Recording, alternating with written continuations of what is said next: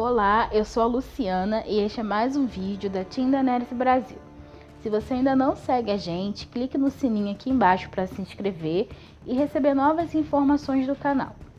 Hoje nós iremos falar sobre uma das teorias mais consagradas sobre as Crônicas de Gelo e Fogo, que é a série de livros do autor George Martin. E essa teoria ela é conhecida como a Grande Conspiração dos Mestres, e ela pode estar diretamente envolvida com o desaparecimento dos dragões da casa Targaryen. Basicamente, essa teoria ela defende que os mestres da Cidadela estão envolvidos em uma grande conspiração para acabar com toda a magia desse universo. E de fato, nós já vínhamos vendo esse comportamento através de alguns mestres, no sentido de desacreditar a existência da magia nesse universo. Por exemplo, em A Guerra dos Tronos, nós temos a presença, somos apresentados ao Mestre Luwin, que é o mestre de Winterfell, e ele é um grande conselheiro da família Stark. E ele desempenha um papel muito interessante ao lado do Bran Stark no segundo livro das Crônicas, que se chama Fúria dos Reis. E lá o Mestre Luwin, ele desempenha justamente um papel de desacreditar o Bran da existência de elementos mais mágicos.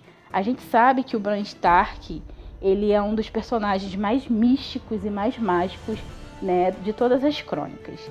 Então ele está cercado de misticismos e sonhos misteriosos.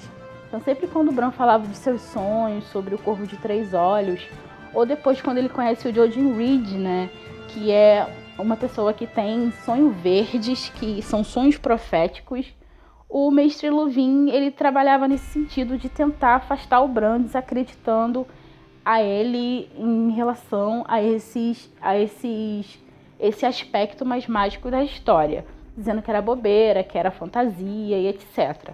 Inclusive, o Jojen Reed, quando ele encontra o Bran, ele diz que havia visto, um lobo alado amarrado ao chão, preso por correntes de pedra, e que um corvo de 3 olhos estaria bicando essas correntes para tentar salvar o lobo lá, que no caso seria o Bran.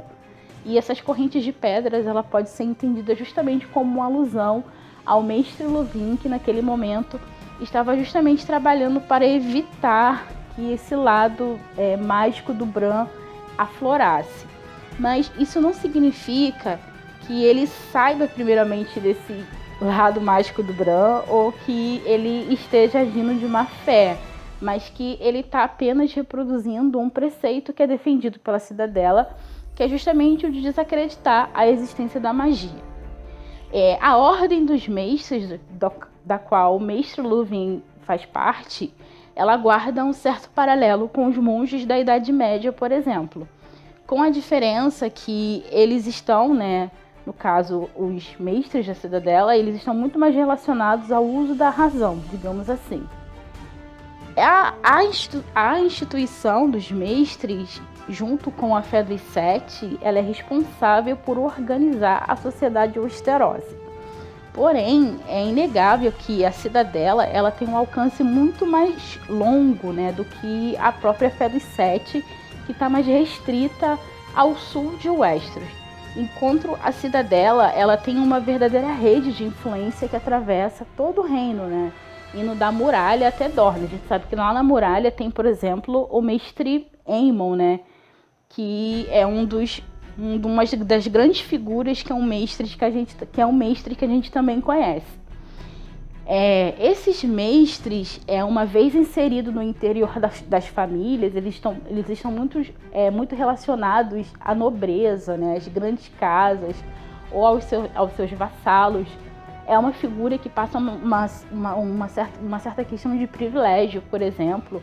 E de que maneira eles organizam essa sociedade? Eles são, por exemplo, responsáveis por educar os filhos dos senhores, passar as questões das condutas que esses filhos, os futuros reis, os futuros senhores, eles devem seguir. Eles curam seus corpos, escrevem suas cartas, eles controlam toda a rede de comunicação de Westeros e eles também agem como conselheiros. Mas, assim, pensando na grande conspiração na qual eles estariam envolvidos, ela, como uma teoria, ela ganha uma força considerável, né, através do quarto livro das crônicas, que é o Festim dos Corvos, né, a partir da revelação que o mestre Marwyn ele faz para o Samuel Tarly, né, onde ele diz o seguinte: quem você acha que matou todos os dragões da última vez? Galantes matadores de dragões armados de espadas? O mundo que a cidadela está construindo não tem lugar para feitiçaria, profecias ou velas de vidro, e muito menos para dragões. Pergunte a si mesmo por que foi deixado que Aemon Targaryen desperdiçasse a vida na muralha, quando por direito próprio devia ter sido promovido a arquimestre. O motivo foi seu sangue. Não podiam confiar nele, assim como não podem confiar em mim. Então, é nessa passagem, né, que acontece no último capítulo do Festim dos Corvos, que é lançado essa bomba, né, de que os mestres poderiam estar ali por trás de algo muito grande dentro da história, como a morte dos dragões da casa Targaryen. A gente sabe que esses dragões, eles morrem durante o reinado do Aegon III, né, que ficou conhecido como a desgraça dos dragões. A história que é contada, né, que os dragões eles ficaram confinados em Fosso dos Dragões e a partir de um certo momento, após a Dança dos Dragões, que foi uma guerra civil que acontece no interior da casa Targaryen, eles não conseguiam mais se desenvolver, né? E aí se tornaram criaturas enfermas, fracas, até que o último deles finalmente veio a morrer.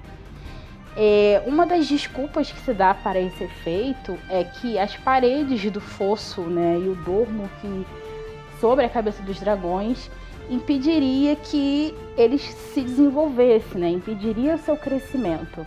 Mas a gente tem que pensar que os mestres, eles são os construtores de verdades desse universo. Basicamente o que eles falam tem um peso, uma relevância muito grande. São aquelas pessoas que tentam explicar os fenômenos que acontecem nesse universo por meio da razão. Só que nesse caso aqui em específico, isso pode ser uma mentira. Eles podem estar mentindo sobre isso.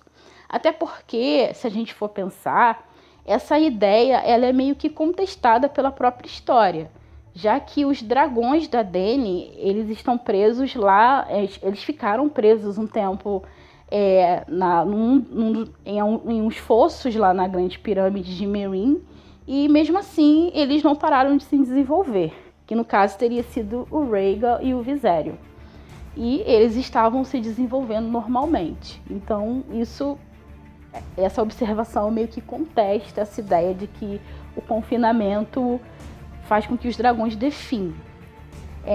Para algumas pessoas, a origem dessa conspiração, ela teria como marco, né, o momento em que o Aegon Conquistador ele teria chegado lá em Vila Velha para tentar conquistar a Campina.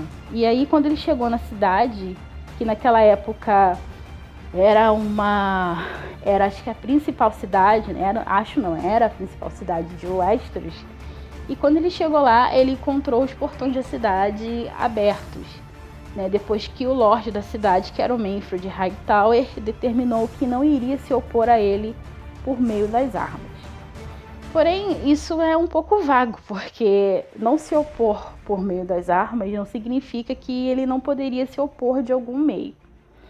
E, de fato, a Casa Hightower ela é uma das casas mais influentes da Campina, né? E ela tem uma aproximação histórica com a Fé dos Sete, inclusive entregando para ela vários membros da sua casa, né, para fazer parte da Ordem dos Septões.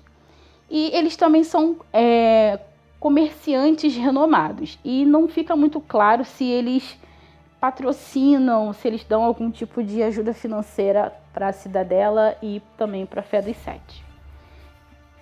O que a gente sabe é que desde o início eles tentaram se infiltrar dentro da casa Targaryen. Inclusive o Manfred ele oferece uma das suas filhas para se casar com Aegon, o que ele nega porque ele já era casado, né, com as suas irmãs e rainhas. E aí logo em seguida, uma aliança de casamento se concretiza, né, através de um dos filhos do Aegon, o Maegor Targaryen, que ele se casa com a Cerys Hightower. E depois, já no governo do Jaehaerys I, ele leva o Otto Hightower para a corte, né, para que ele se torne sua mão.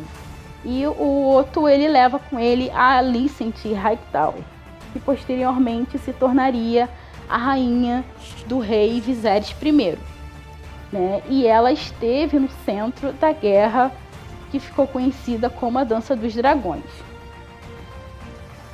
Um dos desdobramentos trágicos da Dança dos Dragões, que envolveu, né, a filha do primeiro casamento do rei